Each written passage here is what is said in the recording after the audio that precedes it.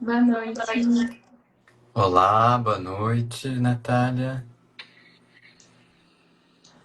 Olá, Aí a Patrícia entrou também. Boa noite, boa Patrícia. noite. Boa Boa noite, noite. Paulo. Boa noite, Natália.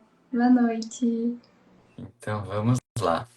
É com muita alegria que estamos aqui mais uma vez para mais um episódio do nosso podcast, das nossas lives que se transformam em podcasts no Spotify, que chamamos de Homeopatia em Foco. Esse é um projeto meu e da Natália Ferraz, cujo objetivo é trazer um pouco de informação de qualidade sobre homeopatia. O meu nome é Paulo Ribeiro, eu sou médico homeopata aqui em Florianópolis.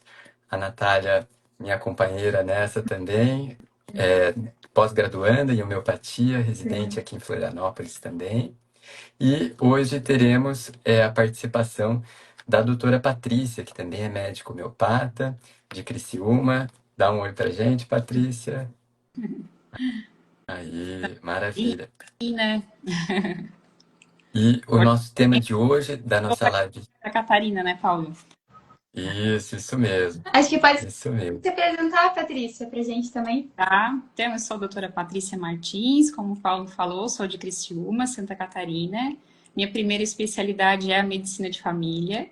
Depois fiz uma pós-graduação em homeopatia, prestei a prova de título e hoje sou médica homeopata e atuo na área desde o início da pós, né? Desde o início da pós comecei a atuar na área e o Paulo, que é médico de família, também sabe como é importante essa junção, né? Da medicina de família com a homeopatia. Exatamente. São duas especialidades que têm muitas semelhanças entre si, não é mesmo? E complementa. Certo. Aham. E o tema da nossa live de hoje será os medicamentos homeopáticos, né? O objetivo de hoje, né, é a gente trazer, tirar dúvidas, né, esclarecer o que são os medicamentos homeopáticos, a história deles, como que eles são feitos, né? E estamos abertos também aqui a dúvidas, né? Caso alguém traga, né, fique à vontade para colocar e compartilhar com a gente. Então, para iniciar a live, nossa live de hoje, eu gostaria de fazer uma breve introdução sobre o que é a homeopatia, né? A homeopatia é uma racionalidade médica que foi criada por Samuel Hahnemann, um médico alemão, há mais de 200 anos. A homeopatia, atualmente, ela é a segunda racionalidade médica mais prescrita no mundo. Está presente, né, em diversos países, mundo afora, e fica atrás apenas da medicina convencional, ou medicina biomédica, como a gente também chama. E, brevemente, aqui, gostaria de trazer os princípios, né, o que norteia a homeopatia. Então, o primeiro princípio da homeopatia é a lei das semelhanças. Então, a gente entende que o semelhante cura o semelhante. O segundo princípio, né, vou falar apenas por cima agora, o objetivo não é aprofundar em nenhum deles, mas apenas trazer aqui os fundamentos que norteiam a nossa prática. O segundo princípio é a experimentação no ser humano sadio. O que isso significa? Que todos os medicamentos homeopáticos, eles passam por um processo de experimentação, né? Protocolos, né, rigorosos de experimentação, que a partir deles a gente define em quais situações a gente vai empregar, né? Para que serve cada medicamento. E isso vai ser feito através da lei da semelhança, que é o primeiro princípio. O terceiro princípio da homeopatia são dos medicamentos ultradiluídos e dinamizados. E é exatamente sobre isso que a gente vai aprofundar um pouco mais hoje. E o quarto princípio é do medicamento único e individualizado. Então, assim, dentro da homeopatia, nós sempre tentamos, né, prescrever um único medicamento, aquele que é o mais semelhante possível com o quadro que a pessoa apresenta, né? Sempre um medicamento individualizado. Isso, que Então cobre é isso, gostaria... a totalidade do paciente, né? Então, um medicamento por todo. Isso mesmo, Natália, obrigado. E gostaria de passar a palavra agora para a doutora Patrícia, nos contar um pouco mais sobre a história dos medicamentos homeopáticos.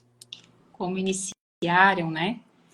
Então, para a gente entender um pouquinho como iniciaram os medicamentos homeopáticos, a gente tem que falar um pouquinho sobre a história do Dr. Samuel Hahnemann, que o Dr. Paulo já comentou, que é um médico alemão, foi quem sistematizou, né, toda a homeopatia, mas quando ele tinha 34 anos de idade, insatisfeito com a medicina, com a prática médica da atualidade, ele acabou desistindo, né, e abandonando a medicina. E para sobreviver, para cuidar de sua família, né, ele acabou passando a trabalhar com tradução de livros. Né? Ele era um médico que falava muitos idiomas, começou a traduzir livros para sustentar a sua família. E quando ele foi traduzir um livro do Dr. Cullen, ele viu sobre a quina, né, um medicamento utilizado para malária. Mas ele discordou do que estava escrito ali. E aí o que ele resolveu fazer? Uma autoexperimentação, que foi o que o Dr. Paulo comentou também, né, sobre a experimentação. E o que ele descobriu? Experimentando em si mesmo, né, a quina.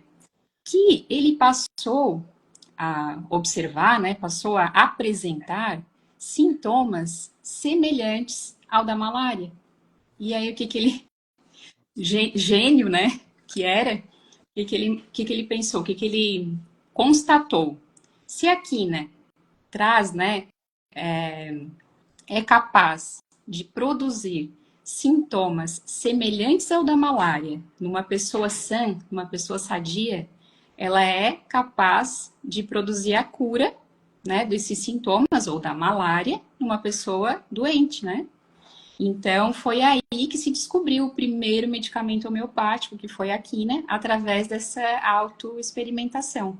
Sim, e foi aí, na verdade, que Hahnemann, não é que ele descobriu a lei dos semelhantes, né? Ele como que reavivou a lei dos semelhantes. Exatamente. Porque essa era uma lei que falava nisso, né? Há muito, 400 Hipócrates, antes exatamente. de Hipócrates já falava, né? Sobre isso. Uhum. E outros médicos também, né?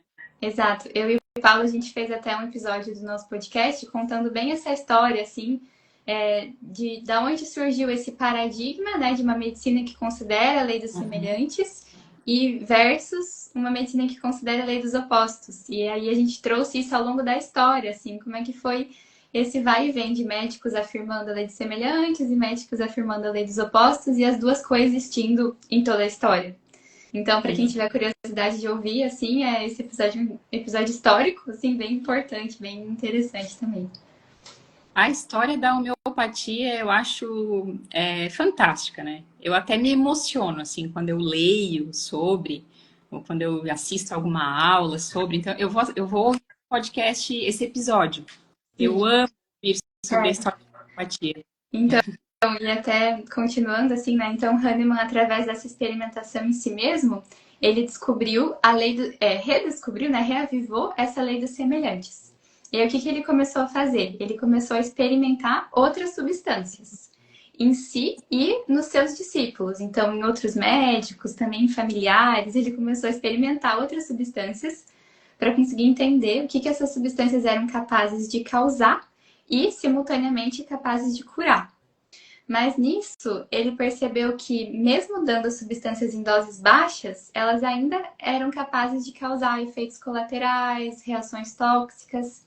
E nesse processo, ele começou a diluir cada vez mais os medicamentos. E foi assim que ele foi, então, criando essa questão dos medicamentos muito diluídos. E ele foi percebendo que, apesar de muito diluídos, eles não ficavam menos eficazes. Eles ficavam mais eficazes. E nesse processo, eu não sei exatamente como é que foi, né? Que ele pensou em agitar, mas então ele pensou também em, além de diluir, agitar, o que a gente chama de succionar os medicamentos homeopáticos. E aí ele criou esse termo que a gente usa na homeopatia, que é o termo da dinamização. Exato. Que seria esse processo de diluir mais succionar. Então, Hahnemann foi quem criou esse método da dinamização. E aí ele percebeu que nesse processo de quanto mais você dilui e agita, mais potente o medicamento se torna. E aí ele criou essa teoria, que é a teoria que fundamenta toda a homeopatia, né? Que nesse processo de dinamização, o que acontece, que torna os medicamentos tão potentes, é que esse processo libera como que fosse uma energia que está oculta em todas as substâncias e que só é liberada com esse processo de dinamização. E é por isso que os medicamentos homeopáticos conseguem atuar num nível mais sutil. Porque graças a esse método da dinamização, despertar esse potencial energético curativo que está inerte em todas as substâncias, a gente consegue ter um medicamento para atuar no nosso nível energético, no nosso nível de energia vital. Então, é muito, nossa, é fascinante, assim, pensar na capacidade mesmo de Hahnemann de observar, de concluir, de criar essas teorias e de praticar muita experimentação, muito uso de medicamento e realmente conseguir, então, criar essa racionalidade médica, né, que foi o que o Paulo falou, da homeopatia. Tá. Vamos falar um pouquinho sobre os reinos, Paulo. Claro. Siga em frente, Patrícia. No geral, né, falando assim, no geral, os medicamentos homeopáticos fazem parte de 3 reinos. O vegetal, que é o que contribui com o maior número de remédios homeopáticos, né, onde o medicamento pode ser feito do vegetal inteiro, né, ou de partes, como por exemplo, flores, folhas, frutos, sementes, certo? Um outro reino utilizado também é o reino animal, como a mesma coisa acontece, né? Pode-se utilizar o animal inteiro ou produtos animais, né? Como secreção, patológicas ou fisiológicas. E o terceiro reino seria o reino mineral, que aí a gente volta a estudar a tabela periódica, e aí compreendem, né, os medicamentos ali feitos, né, de sais, metais, ácidos, bases. E aí tem os minerais naturais, né, e os artificiais. Então, um resumão, assim, um apanhado geral, bem resumido, né? É basicamente isso, né? E os Exato. nosóides, né? Que os nosóides também seriam tecidos até humanos, assim, né? Então, por exemplo, a gente tem um medicamento muito usado, que é o carcinosino, que é feito do câncer de mama, de células do câncer de mama. Então, Exato. a gente também consegue, às vezes, produzir mais nosóides a depender do que o paciente precisa, né? Sim. Exatamente, exatamente. E além desses, né, temos também do reino dos fungos, né, do reino protista, do reino monera, né, a partir de bactérias, né, também.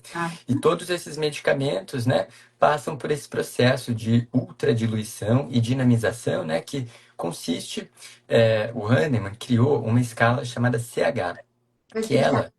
Ah, você vai explicar isso? Desculpa, Natália. Beleza, então, cenas próximas a seguir. Certo. Ainda falando sobre do que eles podem ser feitos, hoje em dia, com a homeopatia detox, que é um outro olhar, um olhar que foi acrescentado, digamos assim, à homeopatia pelo Tom Jensen, a gente consegue fazer medicamentos homeopáticos de várias outras coisas, assim, de né? poluentes químicos, agrotóxicos, medicamentos Raio-X, convencionais, raio-x, corticoide, corticoides. antibiótico. A gente consegue fazer homeopatia de várias coisas, de medicamentos convencionais. Então, é muito grande a gama realmente de Né? Por isso que eu ainda matéria-prima. comentei, né? No geral, resumindo para isso, mas não para por aí, né? Isso. Exato, exatamente. Certo. E, bom, então agora eu vou explicar exatamente isso que o Paulo começou a falar, que é essa questão de exatamente como que é essa produção, então. Bom, a escala que a gente mais usa é a CH. Então é ela que eu vou explicar, mas depois eu vou fazer um comparativo com a decimal e com a 50 milesimal para deixar claro, mas então basicamente é assim. Vou dar o exemplo de uma planta. Digamos que a gente vai fazer um medicamento homeopático de uma planta. Então, o primeiro passo é extrair a substância dessa planta. Isso a gente vai fazer com a tintura mãe. Então, a gente vai pegar uma planta e vai fazer uma tintura mãe. Dessa tintura mãe, muitas vezes, isso por si só já é a fitoterapia, que é uma coisa que a gente vai falar depois, mais pra frente, né? Fazer uma distinção, assim. Mas aí na homeopatia o processo vai muito além. Então, a gente faz essa tintura mãe, e aí a gente vai começar a partir dela um processo de contínuas diluições e sucções. Então, eu vou dar um exemplo numa potência que a gente usa, que é a 200CH, que é uma potência alta. Eu quero, a partir de uma tintura mãe, chegar na 200CH. Como é que esse processo é feito? Então, a gente vai colocar, digamos, a gente não, que não são os médicos que fazem, né? São os farmacêuticos homeopatas com toda uma qualificação muito especializada para isso. Mas eles vão, digamos, colocar ali 200 frasquinhos com uma solução de água e álcool.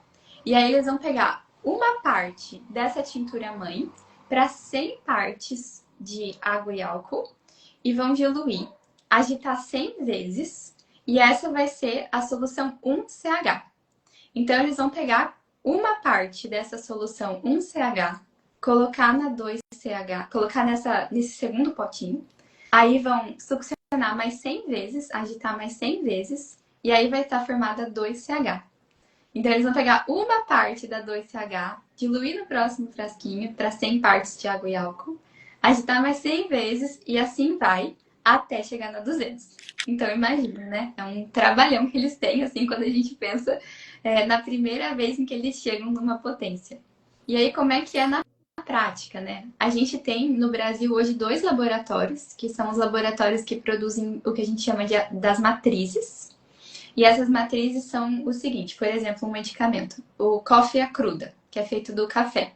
Então, tem esses 2 centros que produzem as matrizes, que vão ter lá todas as suas regulamentações de qual grão de café pegar, muito provavelmente vai ser orgânico, né? Produzido em qual solo. Então, tem todas as regulamentações de qual matéria-prima eles vão usar.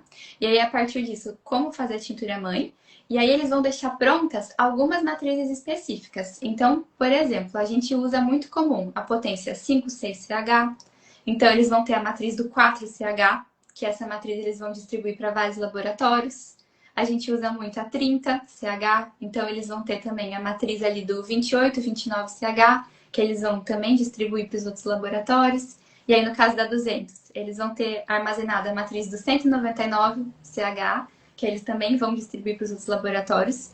E isso vai permitir que todo o território nacional tenha essa mesma padronização dessas mesmas matrizes. Então, cada laboratório, quando chegar uma receita médica, chegou lá a receita que eu prescrevi Coffea Cruda 200CH. E aí a farmácia vai pegar então essa matriz que ela já tem armazenada, da 199, e aí vai pegar uma parte dela, colocar num novo frasquinho com 100 partes de água e álcool, succionar 100 vezes, e aí tá feita a 200CH. Então, basicamente é assim que funciona. E aí é por isso que a gente consegue ter essa qualidade de homeopatias e saber, né, que são matrizes confiáveis em todo o território nacional. Esse é o processo de fazer a centesimal. Se você quer adicionar alguma coisa? Exatamente. Eu gostaria de dizer, né, justamente por todo esse processo de manipulação que a Natália está trazendo, é importante que exista esse rigor metodológico, né, que vai garantir a qualidade do medicamento. Então, essa é a importância, né, de quando você for pegar, né, manipular o seu medicamento homeopático, que ele seja feito em uma farmácia de manipulação cuja qualidade é garantida. Exato, exatamente. E aí, quando a gente pensa assim, existem outras potências também de homeopatia. Então, existe a decimal, que aí, nesse caso, em vez de ser uma diluição de 1 para 100, na decimal é uma diluição de 1 para 10. Então, essas são potências que são menos diluídas do que a centesimal. E daí, por isso que elas têm uma ação mais a nível físico, assim. Então, a gente entende que quanto mais diluída, mais no nível sutil, mais potencial energético aquela substância vai ter. Então, é um olhar contrário, né? A gente poderia pensar, quanto mais diluída, mais fraco. Não, quanto mais diluída, mais forte, mais potente. E quando a gente pensa na LM, que é 50 milesimal, em vez de ser uma diluição de 1 para 100, é uma diluição de 1 para 50 mil. Então, são medicamentos realmente muito, muito diluídos e muito, muito succionados. E é justamente nesse processo de sucção que a gente vai ter, então, a liberação desse potencial energético, que é o que a gente busca, né? Que é esse potencial energético curativo. Exatamente, Natália. Tá, Paulo? Bem rapidamente. Claro. Comentou em potência, né? E muitas pessoas, às vezes, têm dúvida. Por que o medicamento homeopático é diferente, né, do alopático? Por que não é a dose? Não, é a potência que a gente fala. É o 30CH, 200CH, que a Natália comentou, é a potência. A dose na homeopatia seria a frequência com que esse medicamento vai ser administrado. Isso tem dúvida, né, no público leigo. Então, só para esclarecer, a dose em homeopatia é a frequência, como, por exemplo, como vai ser administrado esse medicamento? Em dose única ou em doses repetidas? Só para esclarecer que é uma dúvida bem comum. Perfeito. Claro, claro. E justamente por todo esse processo de dinamização que a Natália acabou de trazer, a gente entende que os medicamentos homeopáticos, eles não geram resíduos químicos como os medicamentos convencionais geram na sua produção. Os medicamentos homeopáticos, quimicamente, quando é um veículo hidroalcoólico, a composição dele é água destilada e álcool, né, e etanol. Uma outra forma, né, de que a gente pode aviar os medicamentos homeopáticos seria em glóbulos, por exemplo. Então, são pequenos glóbulos de sacarose, né? Quando existem em pó, né, aqueles papéis, que também é uma outra forma, né, que a gente pode aviar a receita. Os medicamentos são os mesmos, né? A gente só muda a maneira de manipular eles, né? Então, o efeito é o mesmo, mas para uma pessoa pode ser melhor líquido, para outra pode ser melhor em glóbulos. E qualquer que seja eles, né, o que eu gostaria de trazer é que é uma produção livre de resíduos químicos. E ela necessita, né, para essa produção, uma pequenina quantidade de matéria-prima. Então, assim, se a gente extrai a tintura-mãe, por exemplo, 10 ml, justamente por esse processo de diluição seguida de sucção, diluição, diluição, um para 100, um para 100, um para 100, a necessidade, né, da matéria-prima é muito pequena dentro da homeopatia. Então, por isso a gente consegue fazer, né, medicamentos em larga escala e com custo muito acessível.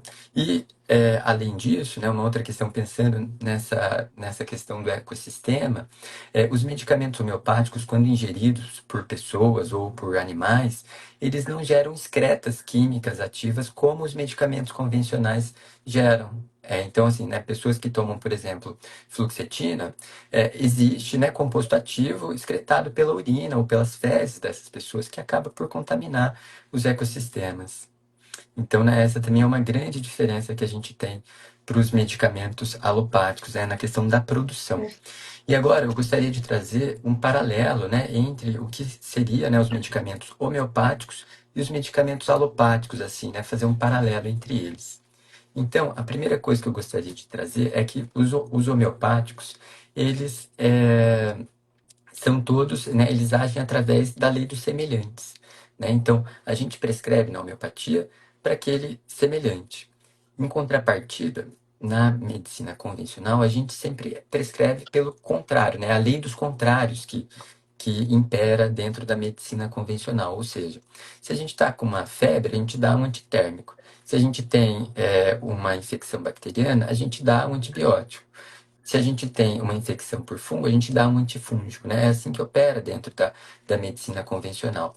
E a homeopatia, por ser uma outra racionalidade, né? A gente dá para a pessoa um medicamento que provoca o efeito exatamente o que o doente está sentindo, só que em uma pessoa saudável. Então, essa é uma das diferenças, né, que existe entre os medicamentos homeopáticos e os medicamentos alopáticos. Uma outra Paulo, questão, é até legal, assim, só para dar esse exemplo, para claro. tornar mais claro, então eu dei o exemplo do café, né, da coffea cruda. Então, Isso. todo mundo sabe o que, que o café ele é capaz de causar, né? Ele é capaz de causar insônia, agitação, taquicardia, ansiedade. Quando a gente toma um café, né? Todo mundo que já abusou um pouquinho de café sabe desses efeitos, assim. E na homeopatia, a gente usa o café para tratar esses mesmos sintomas. Então, o coffee Exatamente. ajuda é um remédio muito comum que a gente prescreve ele para insônia, por exemplo. E você pensa, Exato. O nossa, efeito primário é justamente isso que eu gostaria de falar, né? Do efeito primário. O efeito primário né, dentro da medicina convencional, da alopática, a gente está interessado no efeito primário da droga. Então, no caso, né, do café que a Natália trouxe, apesar de não ser um medicamento convencional, né, o efeito primário da substância da cafeína é isso, deixar acordado, dá taquicardia, aumenta a temperatura corporal, pode ter ansiedade, né, se toma em altas doses. Já na homeopatia, a gente está interessado no efeito secundário. O que é o efeito secundário? E é um efeito justamente despertado por conta das dinamizações que já foram explicadas. E esse efeito secundário, que é o que a gente entende que é o efeito curativo, que é a reação do corpo ao efeito primário da droga. Então, com a homeopatia, a gente busca, né? A cura está em você. Na verdade, com o medicamento homeopático, a gente busca a estimulação da sua energia vital, né? Nas palavras que o Hahnemann utilizava, para promover a cura, né? Então, a cura para a homeopatia está em você. né? E o medicamento homeopático, ele busca estimular a sua energia vital a se reorganizar. E aí o corpo produz essa reação mais forte, no sentido contrário e que promove a cura. Isso, perfeito. Então, olha só, né? A gente começa a tomar café, aí primeiro nos desperta, mas depois nos dá sono. E aí a gente vai precisando cada vez tomar mais café. Então, esse efeito do sono depois da agitação, ele é o efeito secundário. E ele é uma reação do corpo a esse efeito primário. Então, na homeopatia, né, o que a gente quer, isso que o Paulo explicou, é só dar um estímulo para que o corpo reaja.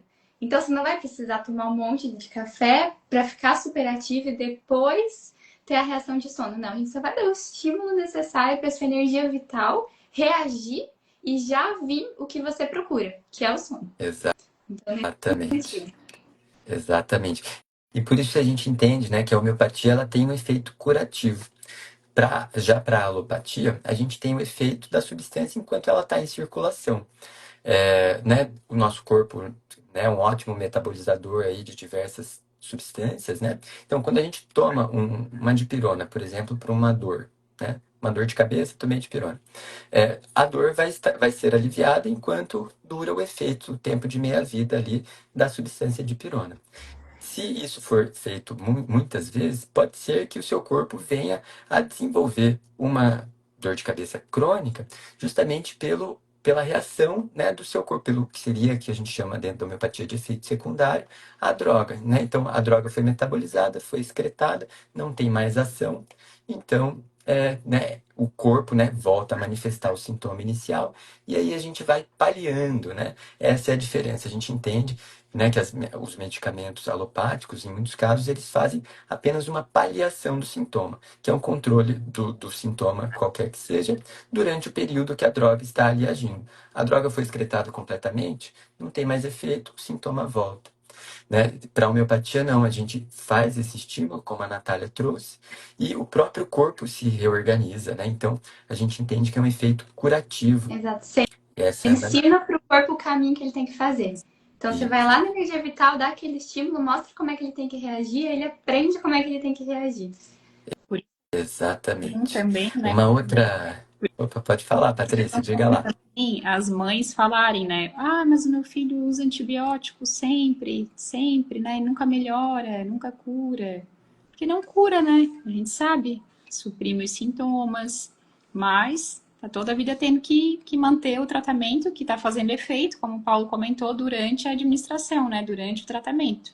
Não vai produzir nada no nosso organismo, né? Não vai produzir nada que leve à cura, né? Exatamente. A homeopatia a gente cuida do terreno, né? Para que o terreno esteja forte e não venha, né, a ter infecções recorrentes, por exemplo, né? E uma outra grande diferença também da homeopatia para a alopatia, né, ou para a medicina convencional, é que na medicina convencional a gente sempre prescreve para doença, né? Então, vamos imaginar um caso de pneumonia, né?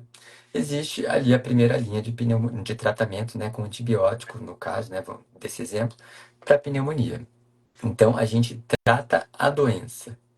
Já para a homeopatia, não existe um medicamento que trata a pneumonia. A gente trata a pneumonia de uma maneira individualizada. Então, a gente vai levar em consideração diversas características que a pessoa traz, né? Como está sendo a pneumonia dela, quais são os sintomas característicos que ela tem apresentado nessa pneumonia, e a gente vai medicar a totalidade, né? A gente vai medicar individualizadamente, essa pneumonia. Sim. Quem está com pneumonia, né? Exatamente. A gente trata a pessoa. E justamente, né, também né, pela genialidade do Hahnemann em fazer essas sucessivas diluições, os medicamentos homeopáticos eles são livres de efeitos colaterais, como os medicamentos alopáticos apresentam, né? Basta ler a bula de qualquer medicamento alopático que a gente tem por aí, a gente vai ver a quantidade de efeitos colaterais possíveis, né? Tem alguns que são muito raros, mas tem outros que são comuns de serem desenvolvidos. Então, essa também é uma outra grande diferença dos medicamentos homeopáticos para os alopáticos. Sim, Paulo, eu acho só importante explicar, assim, apesar de que os medicamentos homeopáticos não têm efeito colateral, como a gente entende, né, dos medicamentos convencionais, que tem uma bula falando tudo que é possível que eles causem, a gente tem na homeopatia também algo semelhante, assim, é diferente, mas também podem ter reações do organismo, né? Que seria justamente o organismo reagindo ao medicamento e, por exemplo, causando uma eliminação. Então, às vezes a gente entende que a doença está num nível mais profundo e aí ela vai ser eliminada. Então, de um nível mais profundo para um nível mais superficial. Então, por exemplo, às vezes um paciente tem uma doença de saúde mental e aí nesse processo de cura, ele adquire momentaneamente uma lesão de pele. Isso não deixa de ser um efeito colateral, entre aspas, do medicamento, mas na homeopatia a gente chama de eliminação. E para nós isso é muito benéfico. Porque se o paciente teve isso, significa que a doença saiu de um nível mais profundo, foi para um nível mais superficial, e agora o próximo passo é a cura, né? Ou Exato. então a gente também pode ter as agravações, que é quando a gente administra um medicamento homeopático e o paciente tem uma agravação momentânea do sintoma dele mesmo, assim, né? Então, eu às vezes penso que não é justo a gente falar que a gente não tem efeito colateral, porque a gente também tem algumas coisas ali que podem surgir no meio do processo, assim, né? E que é importante que os pacientes saibam também, né? Porque às vezes Claro. a gente frisa E nessa que tecla, estejam não, aqui não tem efeito informados. colateral. Mas pode É sim ter algumas reações do organismo reagindo àquela isso. substância, assim. E aí, por isso, Exatamente. é tão importante o acompanhamento médico quando você Exatamente. faz um tratamento homeopático, porque nós sabemos interpretar essas reações do seu organismo e sabemos como conduzir. Então, a gente sabe se o melhor agora é parar a medicação, se é iniciar uma nova, se é fazer um método plus. E se você faz um tratamento homeopático por conta e surge, né, ou uma agravação ou uma eliminação, pode ser que aí você acabe estragando seu tratamento porque você não soube conduzir essa reação do seu organismo ao medicamento. Perfeito, Natália, é isso mesmo. Bom, então É, a gente pensou também em fazer agora essa questão de diferenciar, né? O Paulo diferenciou da alopatia, eu vou fazer essa diferença entre os medicamentos homeopáticos e o floral, que é uma confusão que acontece demais, assim. Mas antes eu só queria ainda fazer mais um ponto de diferença entre a alopatia e a homeopatia. Que é que quando eu expliquei exatamente como é que os remédios são feitos, então deu pra ver que o que tem ali é a substância, água e álcool. Então, assim, que maravilhoso saber que é só isso que tem no remédio, né? Porque muitas vezes quando a gente está tomando paracetamol, dipirona ou antibiótico, a gente não tá tomando só a substância pura, a gente não tá tomando só o paracetamol. A gente tá tomando a substância paracetamol e mais vários conservantes que estão ali junto com o remédio. E muitas vezes a gente não sabe quais são. E eu vejo muitas vezes assim, os pais preocupados ou pessoas preocupadas com o fato de ter álcool na homeopatia. Só que o álcool, ele tá ali numa quantidade muito, muito mínima, muito ínfima, realmente assim, que não vai causar um efeito um efeito que o álcool causaria no nosso organismo, ele está realmente só como um conservante. E aí, às vezes, eu escuto essa preocupação, né, com relação ao álcool, e eu penso, meu Deus, se você soubesse quanto conservante que tem nos medicamentos, até nos alimentos que a gente come, assim, É então, assustador, Natália, quando a gente lê a bula, né? exato. Corante, talco. Não dá nem para imaginar, assim, quantidade de coisas, né, que tem ali que fazem mal à saúde, né? Exato. E isso, por isso que a gente fala que a homeopatia é um tratamento natural, porque realmente o que tem ali é a natureza, assim, é a planta, ou é o animal, é o mineral, e água e álcool, e é isso, ou um glóbulo de açúcar. Então, assim, realmente o álcool não é capaz de causar nenhum sintoma de alcoolização, nada assim, ele tá ali numa quantidade muito mínima, só como conservante. Tanto, né, Natália, que pode ser prescrito para gestantes, para Para lactantes, bebês, para recém-nascidos. isso, A homeopatia não tem contraindicação, né? Qual o medicamento que não tem contraindicação? Só a exato, homeopatia. exato. Bom, então vamos lá para a diferença agora entre a homeopatia e o floral. Eu acho que a diferença mais importante eu já expliquei, que é a questão da dinamização. Por quê? Porque o floral não tem a dinamização. Então, assim, primeiro, a homeopatia, como a gente já falou, é feita de todos os reinos, é feito de tudo que é possível imaginar, a gente pode fazer homeopatia. E o floral, ele é feito especificamente das flores. Então, essa já é uma diferença, assim, do que eles são feitos. Agora, quando a gente pensa na fabricação realmente dos medicamentos, então a homeopatia vai passar por esse processo de dinamização que desperta esse potencial energético que permite que os medicamentos homeopáticos atuem no nosso nível de energia vital, que é onde nós homeopatas entendemos que está a raiz de todos os desequilíbrios. E os florais, não. Os florais, eles são muito diluídos, mas eles não têm esse processo de sucção, de dinamização. Então, é como se a gente pensasse assim, é como se fosse uma flor, digamos assim, faz ali a tintura mãe, e aí você vai diluir, diluir, diluir, também para evitar efeitos colaterais, mas como ele não vai ter a sucção que é tão importante, ele não vai ser capaz de atuar num nível tão sutil, tão profundo, igual a homeopatia. Então, ele vai ser uma substância também natural, um remédio também natural, mas que age num nível mais superficial que a homeopatia. E os efeitos, assim, são muito incomparáveis, ao meu ver. E o floral, ele vai atuar no emocional, principalmente, assim, e de uma forma também sintomática. Então, isso que o Paulo falou. Na homeopatia, a gente não usa os remédios dessa forma. A gente não usa, você tá triste? Então é essa a sua homeopatia. Você tem depressão? Então é essa a sua homeopatia. Não, não é assim que funciona. Os medicamentos são individualizados e os florais não. Os florais, eles são sintomáticos. Então, você vai numa farmácia e você vai ver que tem lá floral para parar de fumar, floral para insônia, floral para X coisa. E aí, isso já vai super de contrário com um dos princípios da homeopatia, que é a individualização do tratamento. Então, assim, o que é diferente? Tudo é diferente. Então, quando nós ouvimos falar... quando a gente escuta alguém falar, já usei homeopatia e não funcionou. E você pergunta o que foi que você usou? Um floral que eu comprei na farmácia. Tipo, não, então você não usou homeopatia, pelo amor de Deus. Tipo assim, é muito diferente. E não digamos assim, menosprezando os florais, porque, enfim, eles também têm a utilidade deles, assim, né? Mas mostrando que realmente são coisas muito diferentes e que não dá pra comparar. Não dá pra Exato. a ação de um pela ação de outro, assim. Existe uma confusão muito Pode falar. grande, né, entre esses termos de homeopatia, floral, o que é fitoterapia também, né? Gostaria de trazer essa diferenciação agora, porque é super comum a pessoa vir falando também, tomei lá um homeopático. Aí quando você vai ver, era um chá de alguma planta que tomou. Então, né, e qual Valeriana. que é a Tomou diferença? valeriana, tipo assim. Exato, qual que é a diferença? Os homeopáticos, eles também são feitos de plantas. Mas nem toda planta, né, que é utilizada, por exemplo, na fitoterapia, a extração muitas vezes, né, pode ser a mesma planta, né?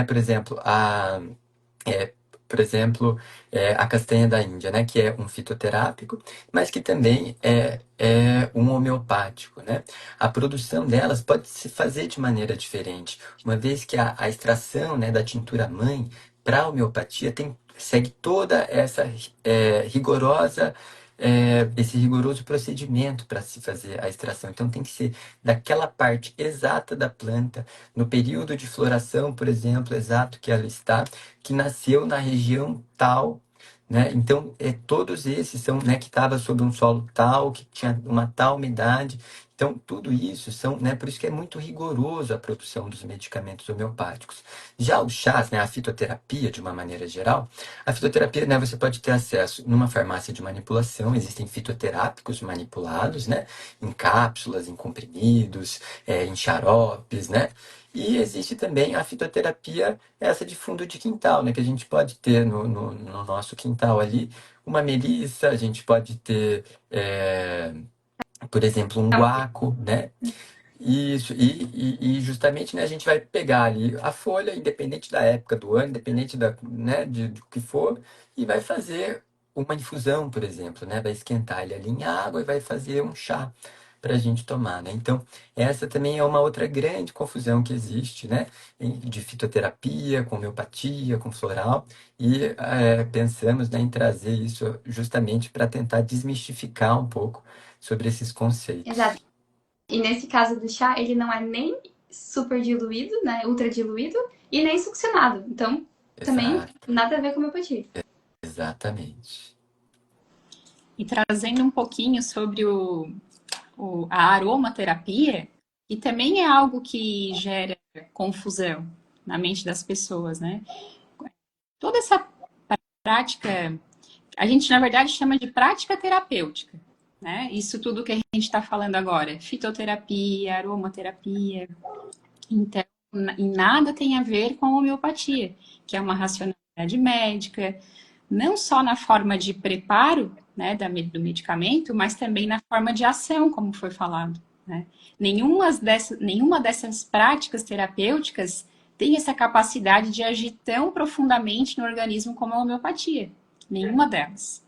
E o óleo essencial e a aromaterapia, então, é a utilização do óleo essencial das plantas, né? E aí, geralmente, a gente vê também muita confusão nesse sentido. Ah, eu utilizei um óleo essencial, eu já utilizei a homeopatia, né? Então, a aromaterapia, né, é a utilização dos óleos essenciais das plantas. Pode ser utilizado na forma tópica, né, diluído geralmente num veículo apropriado, né, às vezes o óleo de coco fracionado. Pode ser utilizado na forma inalatória e, em alguns casos, pode ser feita a ingestão também, né, obviamente com uma recomendação de um profissional. Mas, para resumir, é isso, né? A aromaterapia em nada tem a ver com homeopatia, assim como as outras práticas terapêuticas que foram comentadas, não só na forma de realização, de fabricação, né? Desde a matéria-prima até a finalização, mas na forma de atuação no nosso organismo. Nenhuma dessas práticas terapêuticas tem a capacidade da atuação profunda no organismo como a homeopatia. E até quando a gente pensa na produção dos óleos essenciais, ao contrário da homeopatia, a quantidade de matéria-prima que você vai precisar para produzir um óleo essencial é imensa. Porque, ao contrário da homeopatia, a homeopatia é ultra diluída e os óleos essenciais são ultra concentrados. Então, você vai precisar de muita, muita, muita lavanda ali para realmente extrair o óleo essencial daquela lavanda. E diferente disso na homeopatia. Então, na homeopatia, você vai pegar ali a planta, produzir a tintura-mãe e aí começar todo aquele processo de diluição imenso. Então, quando a gente pensa até num viés ecológico, assim, né? Ah, sim, as duas são naturais, legal. Mas uma homeopatia usa pouquíssima matéria-prima. Então, vai precisar de pouquíssima extração do ambiente daquela planta, daquela árvore, daquele mineral. E ao contrário, os óleos essenciais utilizam muita, muita matéria-prima para sua produção. Então, apesar de serem naturais, não são tão bons assim, porque eles vão ter essa questão de precisar de muita matéria-prima, né? Exatamente. Perfeito. Então, é isso que a gente tinha para trazer hoje sobre os medicamentos homeopáticos. Agradeço imensamente o aceite ao nosso convite pela doutora Patrícia a participar, contribuir com a nossa live de hoje. Agradeço também Natália Ferraz pela parceria em mais um episódio. E sigam com a gente para outros episódios Isso. futuros. Eu só quero fazer um comentário final antes da gente acabar. Claro, E diga. parabenizo também, né? Agradeço o convite, parabenizo o trabalho que vocês têm feito, divulgando, né, informações importantíssimas sobre a homeopatia. Sim, muita gratidão. Obrigado. Eu só quero, por fim, antes de finalizar, falar que, por mais que a gente faça essas comparações, e nós, como homeopatas, a gente sempre vai ser apaixonados pela homeopatia, achar a homeopatia a mais maravilhosa de todas, a nossa intenção de forma alguma é menosprezar ou falar mal de qualquer uma dessas comparações que a gente fez. É só realmente trazer essa diferença, porque são confusões muito comuns, né? E aí, só para trazer essa clareza de que se você usou uma delas e não funcionou, mas você não usou homeopatia, então tente homeopatia, porque homeopatia é muito diferente. E se você já usou homeopatia e não funcionou, tente de novo. Faça um acompanhamento médico, porque muitas vezes também tem essa questão, né, de como usar a homeopatia, que a gente pode até abordar num outro episódio, assim, mas da importância de ter esse acompanhamento médico, né? Porque, dito tudo isso e todas essas questões, eu acho que fica claro, assim, o quanto que é peculiar, o quanto que é a única homeopatia, e saber usar, saber prescrever, manipular, tudo isso é uma arte que a gente estuda muito para fazer. Então, diferente de um chá, que é muito simples, todo mundo sabe ir lá pegar um chá de camomila e fazer, não é simples assim. Aliás, é muito complexo você prescrever o medicamento camomila e saber fazer todo esse acompanhamento do paciente para ele chegar na cura. Então, isso é outra coisa. Às vezes, por ser um método natural igual os outros, as pessoas pensam, é natural. Tipo, vou pegar o que meu amigo tá tomando e vou tomar também. Mal Mas não não faz, é é. muito isso, né, Natália? Ah, é natural. Exato. Natural. E gostaria de fazer, né, um gancho com a fala da Natália, adorei essa sua ponderação, Natália. E gostaria de dizer também que essas coisas se complementam, né? O tratamento homeopático complementa muito bem um fitoterápico e vice-versa, né? Um tratamento, né, uma pessoa que está fazendo um tratamento homeopático, se, né, necessitar de fazer uso de um óleo essencial, né, da aromaterapia, para alguma questão, né, pontual, também pode ser muito efetiva, né? Uma coisa não é excludente à outra. Exato. Todas essas se complementam. Exato. Inclusive a alopatia, né? Quantas vezes a gente usa a homeopatia para Claro, complementar a alopatia? Então, por claro. exemplo, na quimioterapia, a gente tem homeopatias maravilhosas para ajudar nos efeitos colaterais da quimio. Então, assim, muitas vezes elas se complementam. E aí, essa nossa fala realmente é para distinguir, mas não para julgar ou Para diminuir as trazer outras práticas. esclarecimento, né, Natália? Exato. Trazer um esclarecimento para a população leiga, porque realmente tem muita confusão de termos. Exato. Exatamente. Vou só dar uma lida rapidinho aqui nos comentários, né, que recebemos. Né, então, temos aqui a Marinês, falou da filha que sentiu uma tontura após, né, que vai relatar ao médico isso para que ele, né, conduza o caso da melhor maneira. A Mara falou aqui muito bem explicado sobre a diferença dos medicamentos. E a Clau acabou de comentar aqui, a homeopatia trabalha na prevenção, sintomas da Sim, menopausa. sim, Então, né, sim, sim, Clau, com a certeza. homeopatia, né, apresenta grande atuação para pessoas que estão na fase da menopausa. E é super comum a gente conseguir, né, controle mesmo dos sintomas, seja da menopausa, seja sintomas menstruais também, como TPM, cólicas menstruais, endometriose, enfim. Tem uma larga aplicação dentro da saúde da mulher, a homeopatia também. E lembrando, né, Paulo, que de forma muito individualizada, porque tem alguns medicamentos que são mais específicos, né, para sintomas de menopausa, mas cada mulher tem os seus sintomas, né? Cada um vai relatar isso de forma diferente, né? Ah, são ondas de calor, são ondas de calor com suor frio, ondas de calor com suor quente, é a memória, é a irritabilidade, é a libido. Então, cada uma vai ter seus sintomas específicos e individualizados que serão tratados de forma individualizada. Não tem um medicamento único. Ah, esse é para menopausa. Exato. Não, tem diversos medicamentos homeopáticos que podem cobrir esses sintomas de menopausa. Por isso, um acompanhamento com um profissional qualificado para fazer o tratamento mais adequado. Exatamente. É isso, gente. Muita gratidão por tudo. Gratidão, Patrícia. Gratidão, Paulo. Todos que assistiram e que vão ouvir futuramente esse episódio. Muita gratidão. Muito obrigado também, adorei estar aqui com vocês. Um abraço, Patrícia, um abraço, Natália, e Tchau, até a tchau. próxima. Até. Tchau, tchau. Tchau, tchau.